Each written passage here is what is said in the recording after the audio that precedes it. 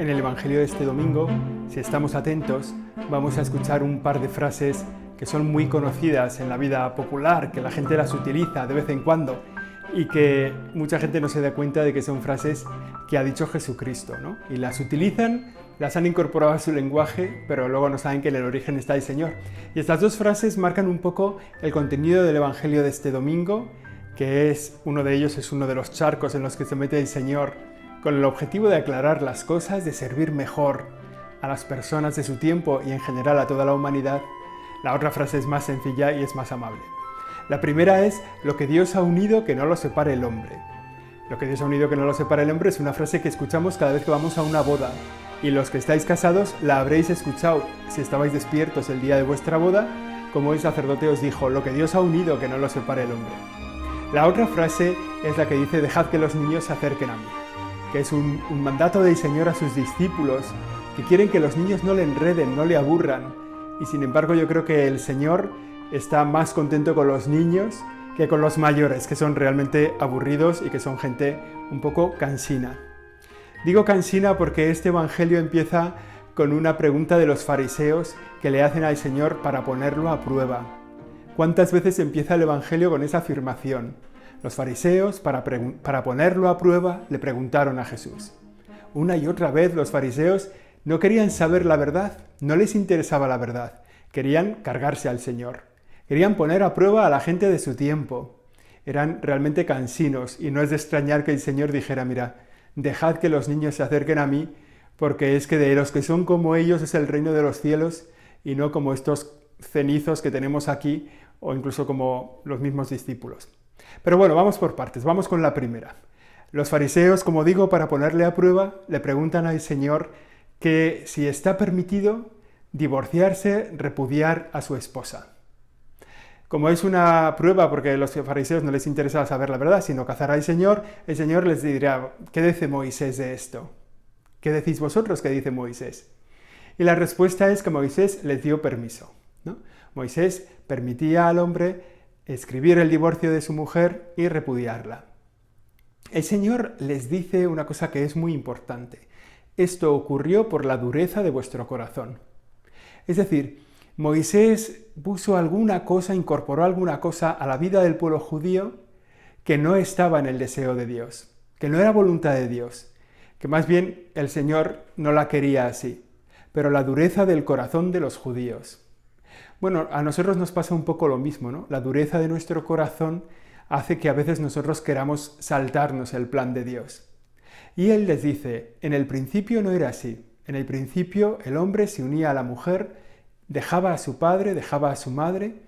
Lo mismo la mujer dejaba a sus padres y junto a su marido y mujer, formaban una sola carne, que es una imagen muy expresiva de lo que significa el matrimonio, una sola carne. En un matrimonio es como si hubiera una sola persona. Se entregan de tal modo, se unen de tal modo, que no es posible separar después al hombre y a la mujer, como no es posible separar a una persona de, no sé, de su cuello o de su brazo o de tal, ¿no? No, es una unidad, ¿no? Y no hay forma de separarlo. Y el Señor lo explica con mucha claridad y mucha contundencia. No es eso lo que Dios quiere. No es lo que Dios quiere que el hombre se separe de su mujer. No es lo que Dios quiere, el divorcio. La respuesta de los fariseos, la respuesta que da el Señor a los fariseos, dejó también un poco perplejos a los discípulos de Jesús. De forma que cuando volvieron a su casa le preguntaron: oye, ¿esto nos lo puedes explicar un poco? O sea, ¿de qué va esto? De que uno no se pueda divorciar, ¿no? Y el Señor vuelve a explicarles las cosas. ¿Qué sentido tiene la unidad del hombre y de la mujer? Y les dice con mucha claridad, ¿no? El hombre que repudia a su mujer y se casa con otra mujer comete adulterio. Y la mujer que repudia a su marido y se casa con otro hombre comete adulterio. Y esto es muy importante para la vida cristiana, ¿no? Yo creo que en esto tenemos un elemento muy importante para la vida cristiana. Lo primero que hay que decir es que el que se divorcia y se une a otra mujer, el que comete adulterio, como dice el Señor con esas palabras, no quiere decir que está fuera de la Iglesia, ¿no? Sigue perteneciendo al pueblo de Dios, sigue teniendo el mismo compromiso con Dios y con los hermanos. Para él sigue vigente la misma fe, los mismos mandamientos, los mismos sacramentos de salvación, la misma oración de la Iglesia. uno que está divorciado no está excomulgado, no quiere decir que haya dejado de pertenecer a la vida de la Iglesia. Y hay muchas personas que incluso forman grupos dentro de las parroquias, personas que se han divorciado, pero que no quieren alejarse del camino de la fe, que sienten que en esa verdad que Jesucristo propone hay un camino también para ellos. Es como una primera enseñanza. Una segunda enseñanza es que, dice Jesús, comete adulterio el que se divorcia y se casa después, se casa con otra mujer. No comete adulterio el que se divorcia y no se vuelve a casar.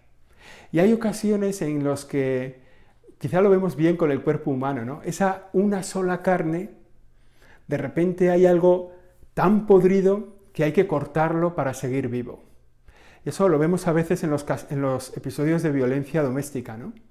Que esa una sola carne, algo en ella se ha podrido y para seguir vivos hay que cortarlo. Y la Iglesia también eso lo entiende y lo propone, ¿no? A veces una persona es necesario que se separe de la persona con la que está casada, a lo mejor para salvar su propia vida, a lo mejor para poder vivir en paz, a lo mejor porque la convivencia se ha hecho imposible por cualquier circunstancia. Y eso después de un discernimiento puede ser oportuno, que la mujer o que el marido se separen de su mujer o de su marido. Y eso no deja de ser doloroso, porque en el fondo es como amputarse una parte de esa misma carne, esa una sola carne de la que habla Jesús. No deja de ser doloroso, pero a veces es imprescindible, ¿no? Quizá a lo mejor es una cosa más, la imagen es una cosa más de las novelas, ¿no?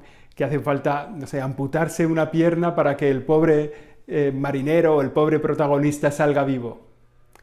Bueno, en la separación podemos entender eso. Pero eso no permite el volver a casarse, en el sentido de que se ha formado una sola carne. De alguna forma en el matrimonio uno se ha entregado a la otra parte. Y en esa entrega ha hecho una entrega definitiva de su vida. Y eso ya no lo puede recoger para ponerlo, entregarlo en otra parte. Bueno, realmente hay mucho sufrimiento en esto, pero lo que tiene que quedar claro es que la vida de la Iglesia está abierta para todo el mundo, ¿no? Que nadie se siente excluido porque las cosas no le han encajado en la vida, porque se ha liado con cualquier circunstancia.